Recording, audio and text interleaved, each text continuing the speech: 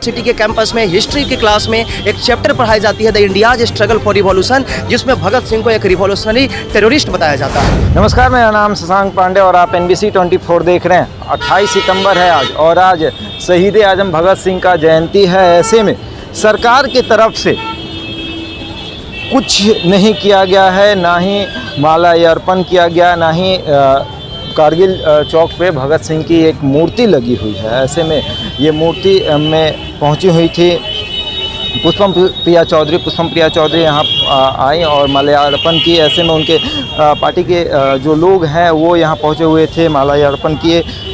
आज शहीद भगत सिंह की जयंती है।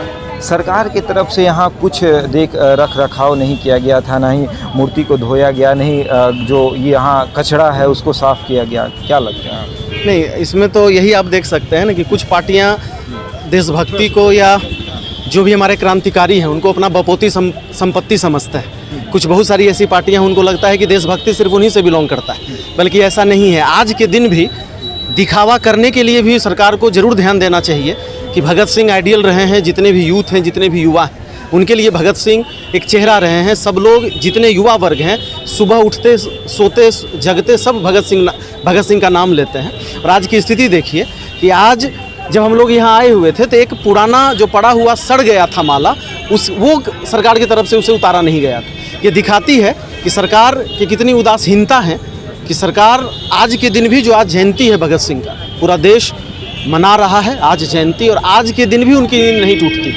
लगातार मूर्ति लगाने, तो बड़े बड़े जो नेता हैं उनका मूर्ति लगाने का बात होता है कि रामविलास पासवान जी की मूर्ति लगा दी जाए, रघुवंश प्रसाद सिंह की। सिर्फ मूर्ति लगा देने से नेता लोगों को मतलब अपने दिल में बसा लेना, ऐसा होता है क्या?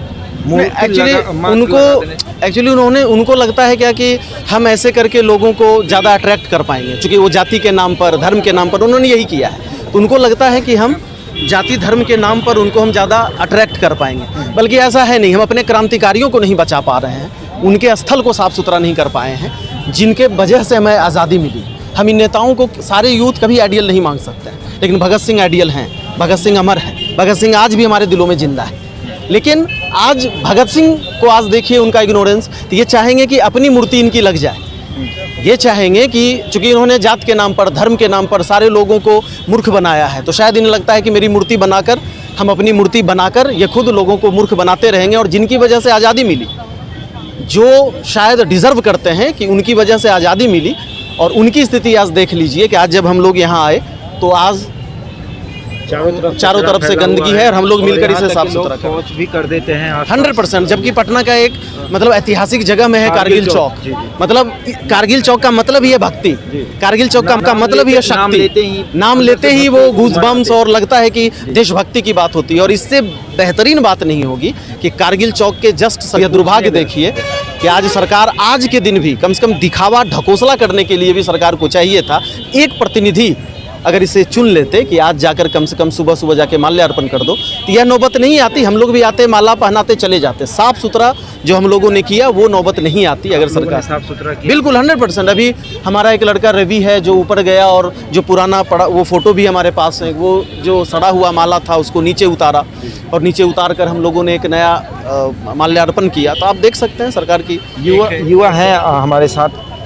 एक बात, आज भगत सिंह की जयंती है, सरकार की तरफ से कोई भी यहाँ नहीं आया है। आप एक युवा हैं, किस तरह इसको देखते हैं? देखिए, सबसे पहले तो हम एक बात कहना चाहेंगे कि आज भगत सिंह के जन्मदिवस के रूप में हम लोग यहाँ आए हैं। सबसे बड़ी बात देखिए कि सरकार का डबल स्ट्रैटेजी देखिए। आपको पता है कि भगत सिंह एक नौजवान थे, कम उम्र में इस देश की आज़ादी के लिए अपना सर्वस्व जो है लुटा बैठे। लेकिन आज बहुत आश्चर्य होगा अगर आपको एक बात बताएंगे कि आज दिल्ली यूनिवर्सिटी के हिस्ट्री के करिकुलम में एक चैप्टर है, एक बुक जो है लिखा गया है आपको बिपिन चंद्रा और मृदुला श्रीवास्तव के द्वारा। उस पुस्तक का नाम है the India's struggle for revolution. उसमें आज भी भगत सिंह को एक रिवॉल्यूशनरी टेररिस्ट बताया गया है। आज भी हमारे भारत में दिल्ली यूनिवर्सिटी के कैंपस में हिस्ट्री की क्लास में एक चैप्टर पढ़ाई जाती है the India's struggle for revolution, जिसमें भगत सिंह को एक रिवॉल्यूशनरी टेररिस्ट बताया जाता है। उनके द्वारा जो सैंडर्स की हत्या की गई थी, सैंडर्स के हत्या के एक्ट को एक टेररिज्म एक्ट बताया जाता है। अब देखिए कितना दुगलापन है सरकार के अंदर। मतलब कि जिस सैंडर्स ने लाला लाजपत राय के ऊपर लाठियाँ बरसाई, उनकी हत्या कर दी। उस सैंडर्स को जब भगत सिंह जब गोली मारता है तो उसको टेररिज्म एक्ट बताता है, भगत सिंह को टेररिस्ट बताया जाता है। और आज जब एचआरडी मिनिस्ट्री को, एजुकेशन मिनिस्ट्री को जब लेटर लिखा गया कि कम से कम आप अपने पाठ्यक्रम में उनके नाम के आगे से टेररिस्ट को हटा दीजिए। अरे इवन जिस ब्रिटिश ऑफिसर ने भगत सिंह को फांसी पर लटकाया, उसने भगत सिंह को एक ट्रू रिवॉल्यूशनरी कहा है। आप पढ़िएगा कहीं पे, और लिखा हुआ है कि ब्रिटिश ऑफिसर जिसने भगत सिंह को, हिल्टन ने जिसने फांसी का सजा सुनाया, उसने भगत सिंह को एक ट्रू रिवॉल्यूशनरी कहा।